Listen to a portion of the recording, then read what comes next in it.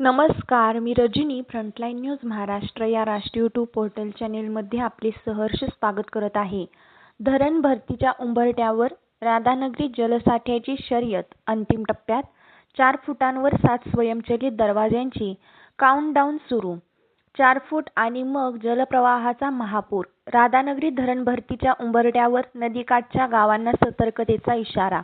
राधानगरी धरणाच्या जलसाठ्याची घौडदौड आता अंतिम टप्प्यात पोहोचली आहे. धरण पूर्ण क्षमतेने भरण्यास अवघे 4 फूट अंतर उरले असून पश्चिमेकडील पाणलोट क्षेत्रात सुरू असलेल्या मुसळधार पावसामुळे धरणात मोठ्या प्रमाणावर पाण्याची आवक सुरू आहे. त्यामुळे 7 स्वयंचलित दरवाजे कधीही उघडू शकतात अशी परिस्थिती निर्माण झाली असून भोगावती नदीकाठच्या गावांमध्ये सतर्कतेचा इशारा देण्यात आला आहे. धरण परिसरात पावसाचा जोर काहीसा कमी झाला असला तरी सह्याद्रीच्या पश्चिम घाटात पाऊस कायम असल्याने जलसाठ्यात सातत्याने वाढ होत आहे.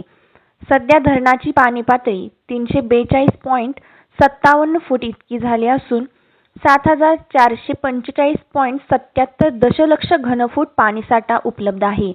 धरण 89% भरले असून आता केवळ 4 फूट पाणी वाढले की धरण पूर्ण क्षमतेने भरेल.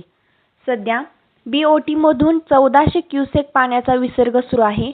रविवारी सकाळी 6 ते सायंकाळी 4 या 10 तासात 20 मिलीमीटर पाऊस झाला तर 1 जून ते 26 जुलै या कालावधीत 2381 मिलीमीटर पावसाची नोंद झाली आहे.